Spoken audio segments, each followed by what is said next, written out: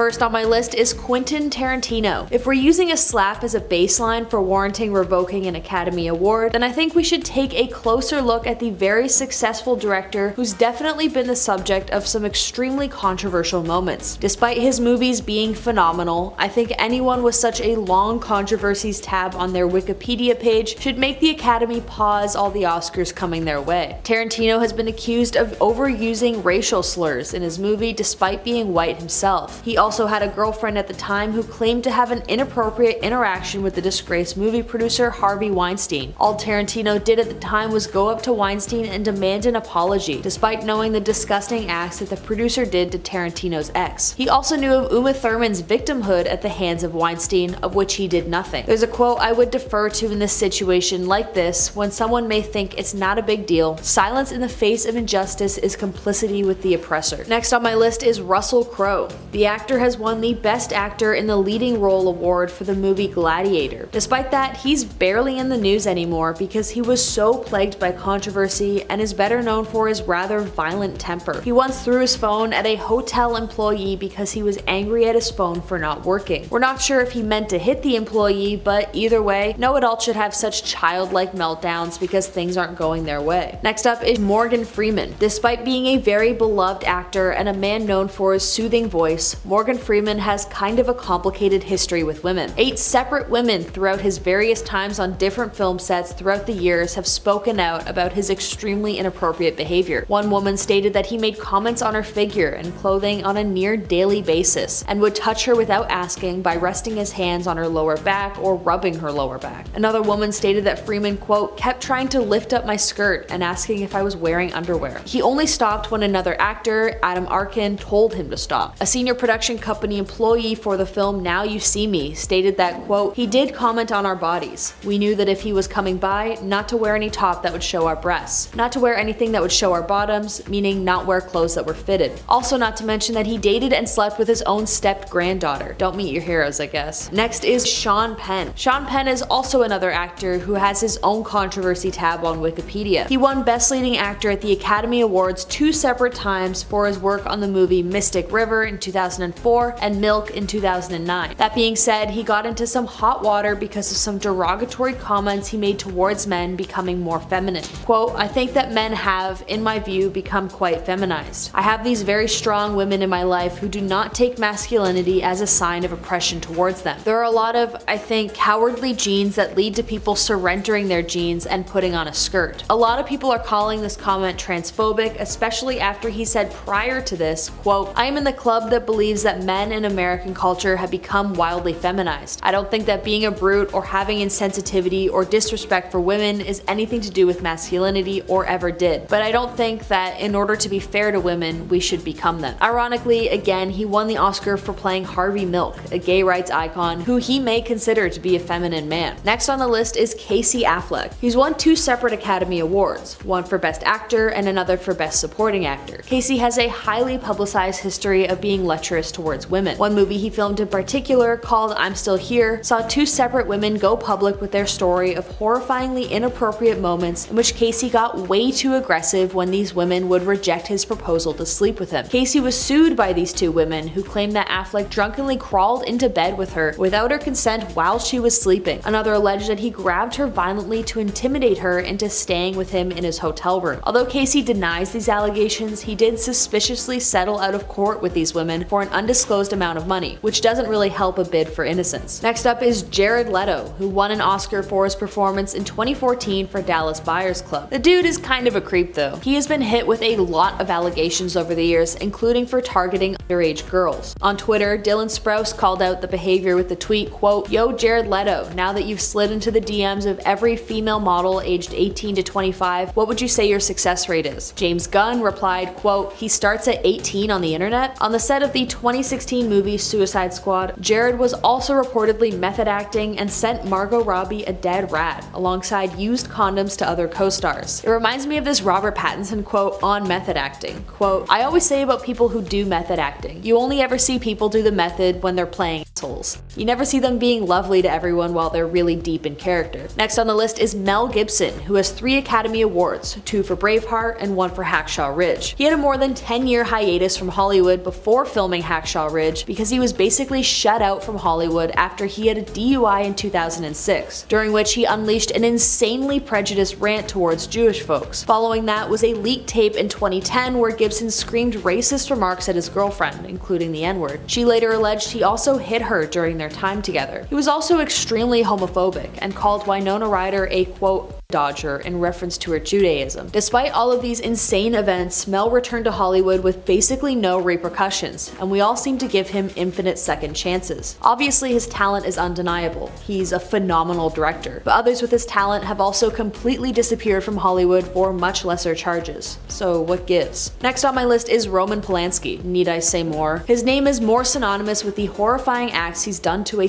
13-year-old girl than it is with the movies that won him an Oscar. He has 5 Oscar nominations and 1 win in 2002 for his film The Pianist. He was on the lam in the late 70s to different countries after his horrific and brutal act with the He was temporarily arrested in Switzerland by Interpol and cannot go back to America or he will face life in prison. Instead, he lives between France, Switzerland, and Poland, making his movies in Europe rather than facing justice for his crime. And horrifyingly, he is still winning Oscars, as was the case in 2002. The only justice he faced was a house arrest in Switzerland for a few months, and in 2018, he was removed from the Academy of Motion Picture Arts and Sciences.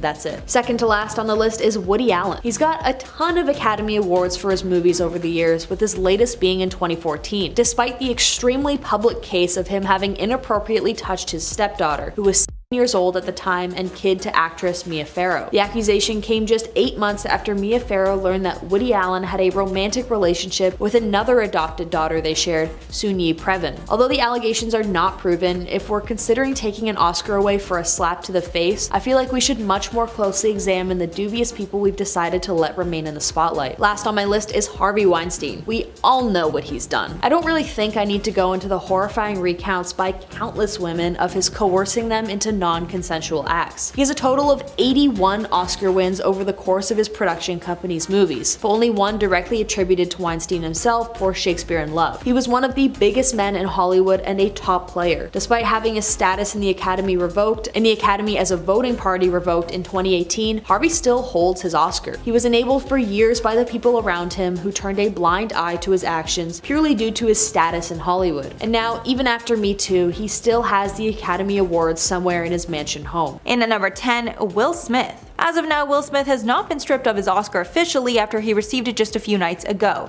but considering his disrespectful conduct, many are thinking the Academy will punish him for the action. After slapping Chris Rock and interrupting the broadcast, Will Smith won Actor of the Year for his performance in King Richard. While giving his acceptance speech, he took the time to apologize to the Academy and his fellow nominees while crying. He blamed his actions on the love he has for his wife, Jada. Since he still won the award and was treated like nothing happened following the slap, many people thought nothing would happen. But after 2017, the Oscars introduced a new code of conduct in the context of the Me Too movement. In a letter sent to members at the time, CEO Don Hudson stated, quote, "Academy membership is a privilege offered to only a select few within the global community of filmmakers." Adding, quote, "There is no place in the Academy for people who misuse their status, power, or influence in a manner that violates recognized standards of decency." And if you really think about what Will Smith did that night, it was using his privilege to do something that would have gotten any other person arrested. After the slap, the Academy posted a statement that they condemn all violence and announced that they launched a formal investigation into the incident. It's been rumored that his Oscar will not be taken away, but he may be suspended from the Academy. And at number 9, Marlon Brando. Along with the 2022 Oscars, the 1973 Oscars is also remembered for a shocking event. That year, Francis Ford Coppola's mob crime drama The Godfather was nominated for 9 Academy Awards, including Best Picture, Best Director, and Best Actor for Marlon Brando.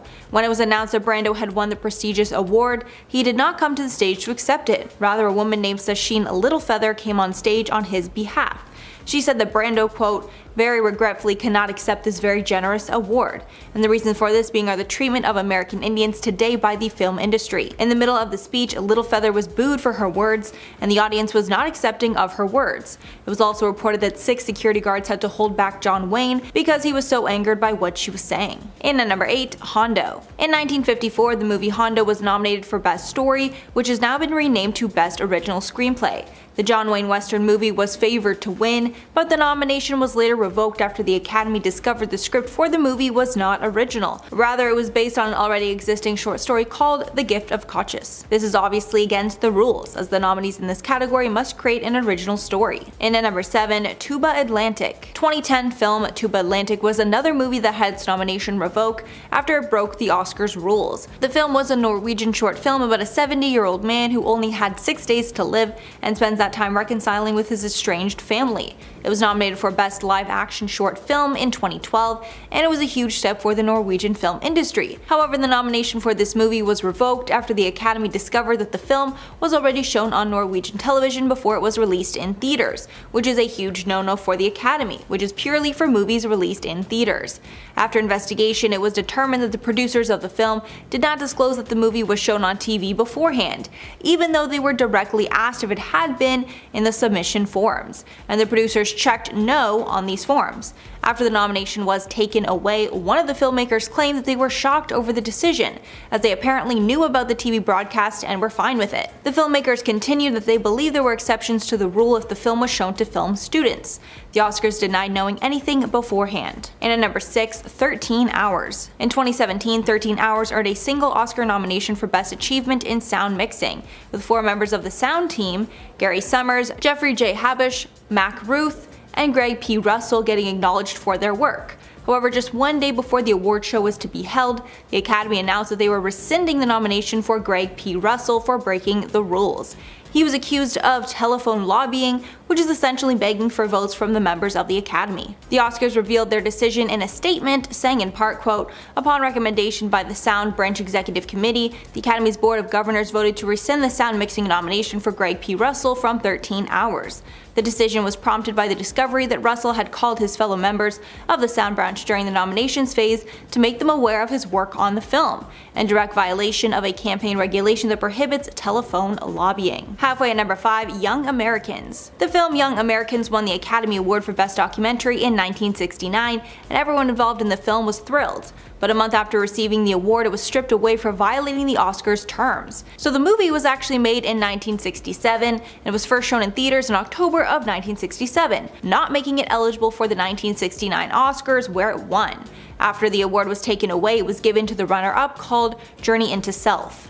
As of now, Young Americans is the only movie in Academy history to receive an Oscar, then have it taken away after the ceremony. And at number 4, Alone Yet Not Alone. In 2014, the main song from the Christian film Alone Yet Not Alone was nominated for Best Original Song, but the nomination was revoked 2 weeks later. This was because the award show discovered that Bruce Brutton, the song's composer and an executive committee member of the Academy's music branch, had emailed members of the Academy to try and butter them up for votes. The Academy posted a statement writing that Broughton, quote, had emailed some of the other 239 members of the branch to make them aware of his submission during the nominations voting period, which goes against Academy rules. The Academy president at the time continued that even though it was most likely well-intentioned, promoting a member's own Oscar nomination to their colleagues is an unfair advantage. After the decision, he told The Hollywood Reporter, quote, "I'm devastated. I indulged in the simplest grassroots campaign, and it went against me when the song started to get attention.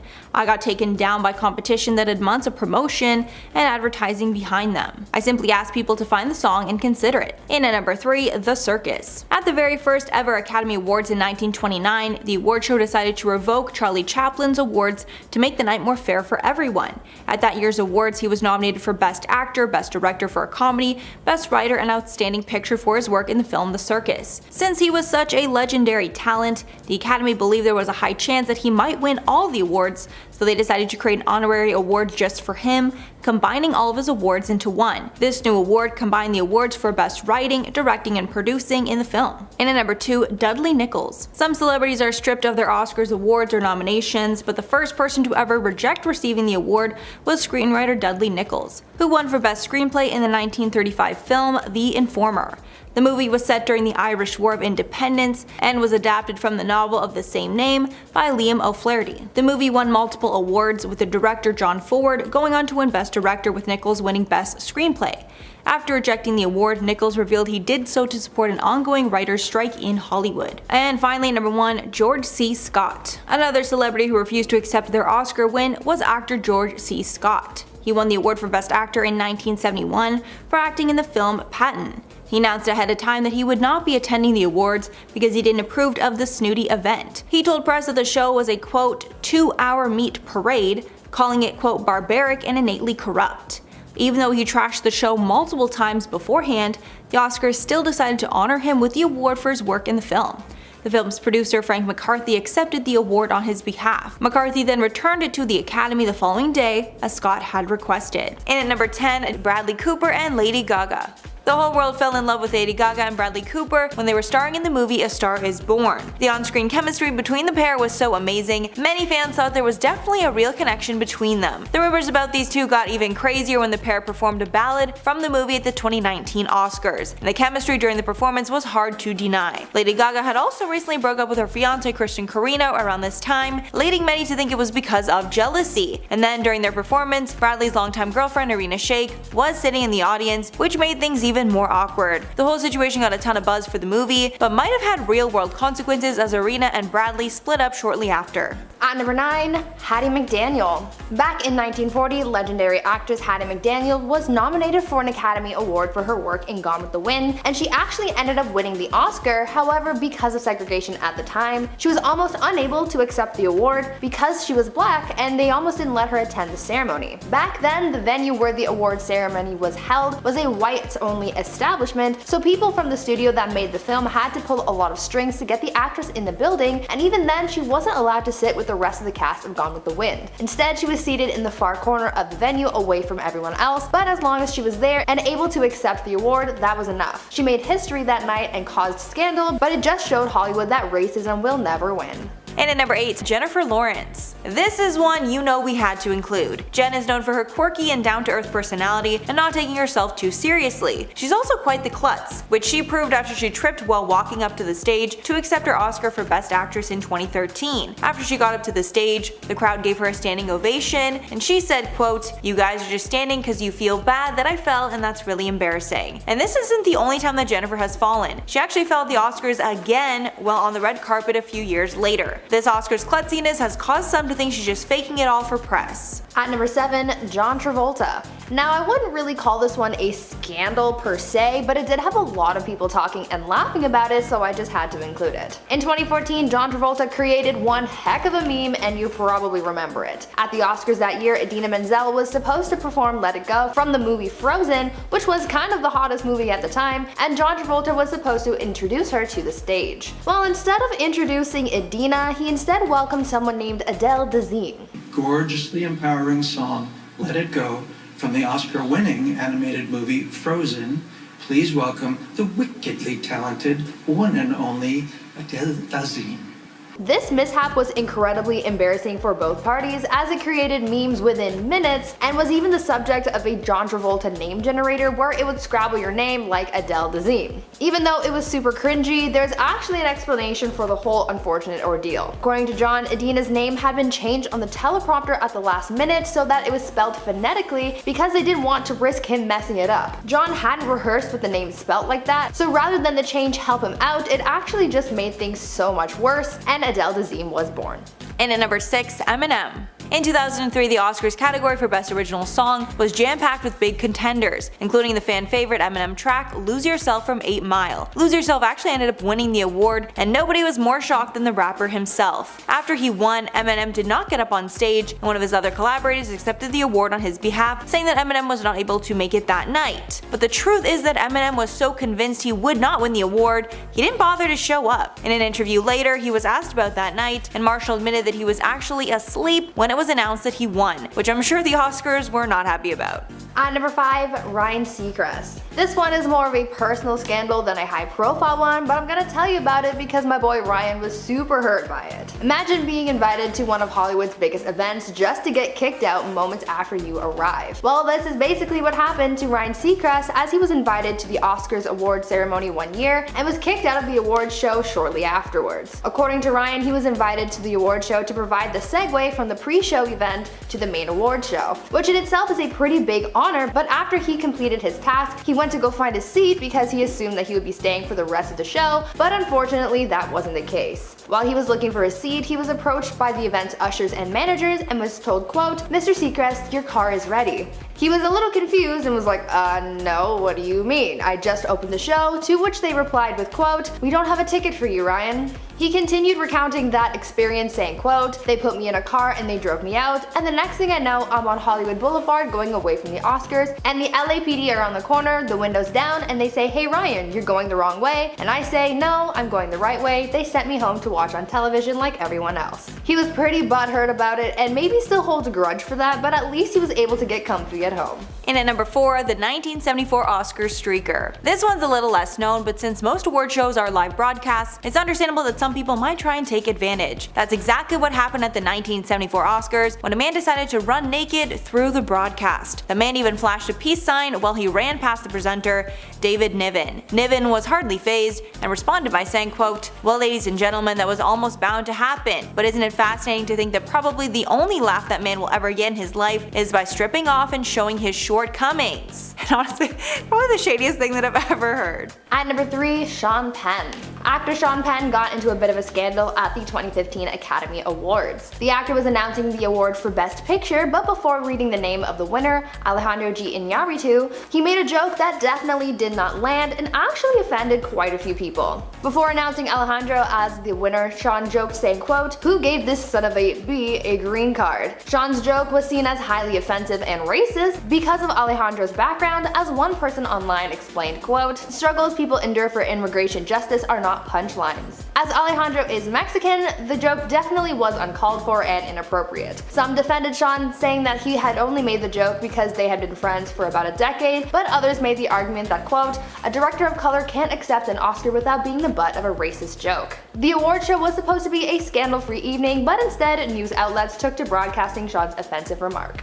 And at number 2, Marissa Tomei. Before we had the infamous Moonlight La La Land mix-up, there was a popular conspiracy theory going around claiming that Marissa Tomei did not actually win her 1993 Oscar. Instead, the presenter just said the wrong name and everyone went along with it. This theory was started because many were shocked to see that Tomei had won instead of her well-established competition. As well, following the event, The Hollywood Reporter printed a blind item about rumors that she hadn't really won. They claimed the presenter, Jack Palance, was too intoxicated to read it right, so he just read the last name as the winner. It was such a big rumor the Academy had to deny it many times. After the La La Land mix-up, we know that if she didn't really win, someone would have made it right. And finally, in at number 1, Sacha Baron Cohen. Sacha Baron Cohen is quite the jokester and is known for his wild characters. From Bruno to Borat, he seems to almost always be in character, and this was seemingly no exception at the Academy Awards in 2012. Sacha was at the event and walked the red carpet in character as Admiral General Shahbaz Al-Addin from his film The Dictator, and along with being accompanied by 2 bodyguards, he had a prop with him, a golden urn filled with the pretend ashes of North Korean Premier Kim Jong-il. While walking the red carpet, he stopped to be interviewed by Ryan Seacrest, and then this happened. The interesting thing is it's actually made by South Korea.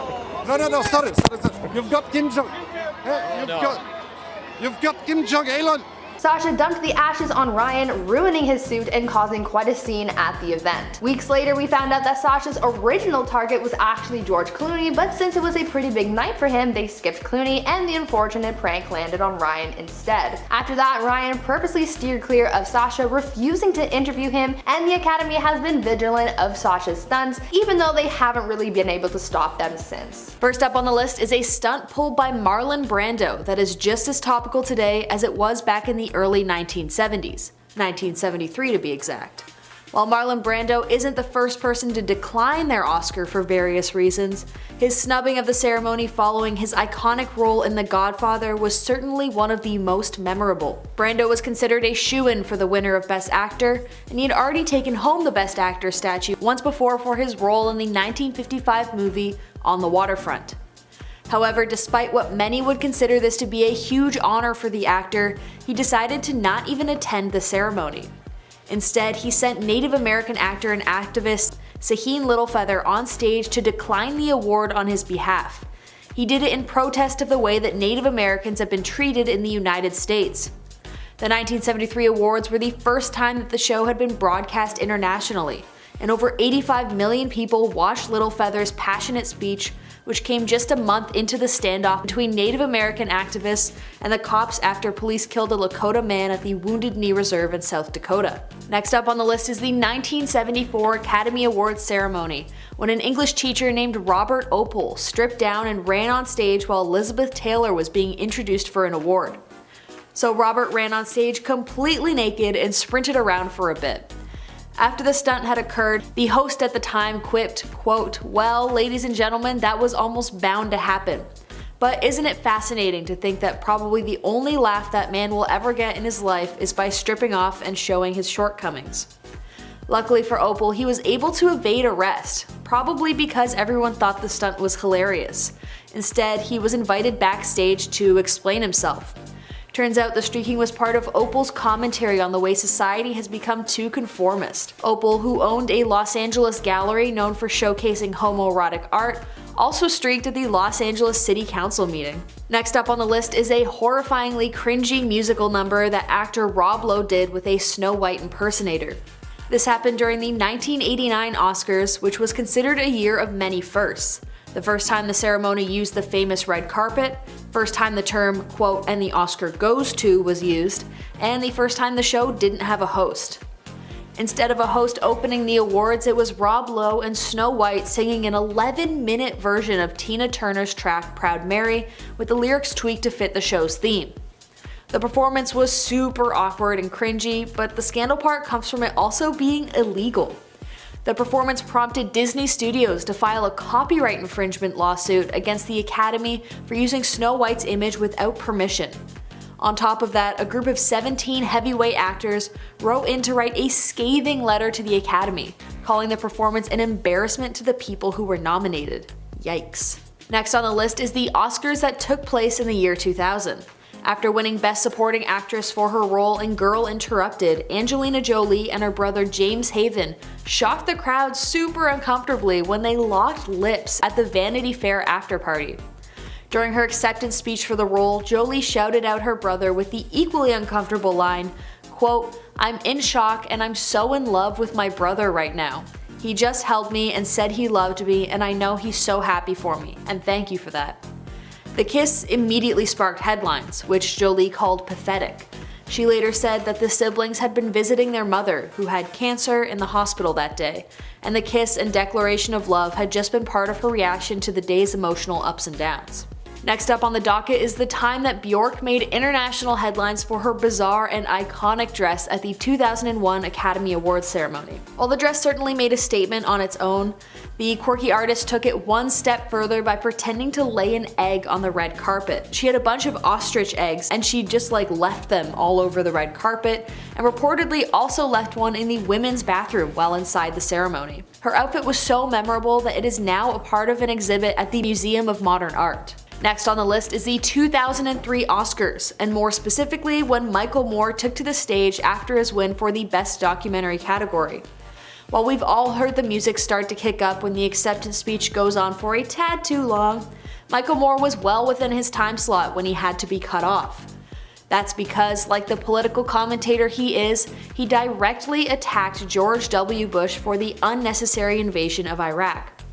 Quote, "We live in a time where we have a man sending us to a war for fictitious reasons. Shame on you, Mr. Bush, shame on you." He was met with boos from the audience and was quickly played off stage. Ironic, honestly, especially when Michael Moore was criticizing presidents long before it was okay to do so, and the same people who booed him off stage ribbed future presidents at other award shows. Just shows the shallowness of the whole thing. Next up is the 2015 Oscars, when John Travolta hopped onto the Oscar stage to introduce Idina Menzel, who voiced Princess Elsa in the Disney Frozen movie. People were obsessed with Frozen during this time, and it instantly became a classic in the Disney canon. The Frozen song Let It Go had been nominated for Best Original Song, which meant that Idina would be performing the song for the ceremony. When John Travolta was set to introduce her, he inexplicably said, quote, "The wickedly talented, one and only Adele Dazeem." Travolta later said that seconds before he was set to go on stage, he ran into Goldie Hawn and missed the announcement that the producers had changed the spelling of Menzel's name on the teleprompter to a phonetic version that was supposed to be easier to pronounce. Luckily, Menzel was a pretty good sport about the whole thing. She reunited with Travolta at the next year's ceremony. Next up is the infamous 2017 Best Picture announcement mix-up. At the very end of the ceremony, Faye Dunaway and Warren Beatty took to the stage to reveal the night's big-ticket Best Picture winner. All was going smoothly until Beatty went to read the winner. He looked noticeably confused, and some wondered if he was having a hard time seeing the teleprompter. He held the card out to Dunaway, who assumed he was changing up the script and allowing her to read out the winner. She announced La La Land, and the cast and crew filed on stage to celebrate. Backstage, Academy accountants from PricewaterhouseCoopers sprung into action and alerted production that the wrong envelope had been given and that Moonlight actually had won Best Picture. Stage managers scurried on stage to correct the gaffe. So what happened? Turns out Beatty had been handed an extra Best Actress envelope, which had gone to Emma Stone from La La Land, instead of the one labeled Best Picture. A production error earlier in the day meant that they had run out of time to rehearse the last few awards prior to showtime, which could have contributed to the mistake. Oopsies. Next on the list is the 2020 Oscars, where the much-deserving film Parasite had just been announced as the Best Picture of the year. It marked the first time that a non-English language film took home the top honor. When the cast and crew headed on stage to accept the award, which was one of the 6 the movie won through the night, co-producer Kok Sin-ae first took the mic and spoke for 45 seconds before turning things over to Mikey Lee, the film's other producer. But before Lee got to deliver her speech, the lights went down on the stage and cameras focused on Jane Fonda, who was slated to deliver the night's closing remarks. The audience was instantly outraged, and stars like Tom Hanks and Charlize Theron, who were sitting in the front row, started chanting "Up, up" to persuade the showrunners to turn the attention back to Parasite. Luckily, the cheers worked and Lee was able to deliver her remarks, but it didn't stop tons of outrage from coming out in reaction to the rude dismissal. And now, finally, we come to the Oscars that were literally just held a few days ago with another big scandal. As Chris Rock took to the stage to present the award for Best Documentary, the comedian made a few jabs at Hollywood and its actors. One such jab was toward Jada Pinkett Smith, who suffers from alopecia. Basically, it was a joke aimed at her being bald, to which Jada's husband, Will Smith obviously, rushes the stage and slaps the words right out of Chris Rock's mouth. Chris was obviously super shocked, and Will Smith sat back in his seat but shouted back at Chris not to talk badly on his wife. Everyone in the crowd was super stunned, obviously. A fight has never broken out on the Oscars stage before. And it was just super sweet chicken soup for my middle-class soul.